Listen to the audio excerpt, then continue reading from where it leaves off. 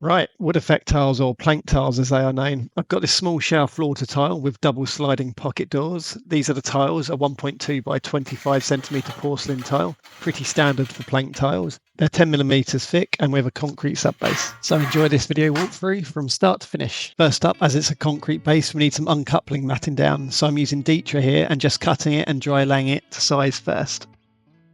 Next, I prime the floor with an SBR primer. Then using a 6mm notch trowel, I'm spreading my first patch. The adhesive needs to be fairly wet here, just making sure it still holds a notch. And then I'll just spread, trying to keep my ribs in the same direction.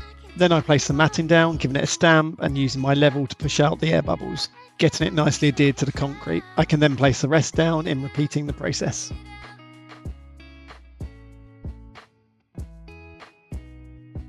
I like to finish up with a good clean, and that is my substrate all ready for tiling. I should point out that any surface prep like levelling needs to be carried out before the matting goes down. I dry lay my first row and any cutting to give me a good start. Next, mixing up some Bale flexible powdered adhesive. I'm looking to get a medium consistency here. I then spread my first patch, first using the flat side of my trowel to fill in the cavities. Then I can trowel my normal spread lines. I'm using a 10mm trowel here and trying to keep the ribs all in the same direction. For laying tiles, I spread the back with a 6mm trowel. It's really important with big tiles that you make sure you get good coverage. Large tiles are generally bowed like a banana, so you need to take that into account when fixing. I then just go ahead and lay the tiles I dry cut earlier, working to my line and adding level clips as I go. When laying plank tiles, level clips are a must and you will use them a lot. They really straighten out the bows in the tiles.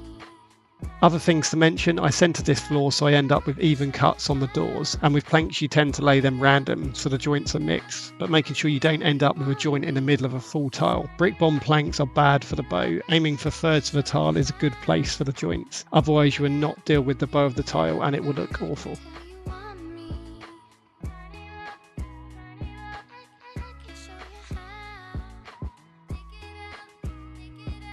So once I get a patch of tiles laid, I can then add the level clip tops, get them tightened and start making sure everything is straight and neat.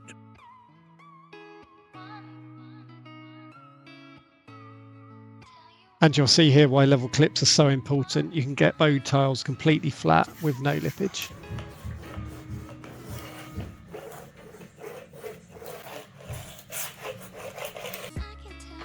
So from here I have nothing dry cut, so I tried to keep the joints broken up as much as I can, sometimes copying from 2 rows back, but just making sure it doesn't look too similar and I don't end up with a joint in the middle of a full tile. You'll also see me dry lay the tile a bit to mark where I need to put the level clips before laying. Then it's just really a case of repeating the process and working your way out of the room.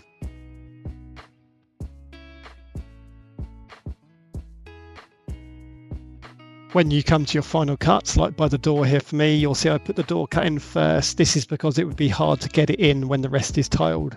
So just always take a bit of time to plan your approach in some areas.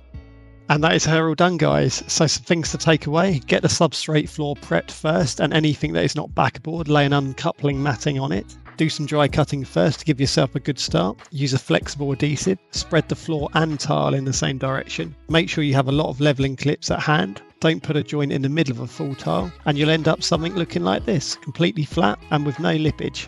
If you want to see what I use to cut these tiles, then watch this video right here.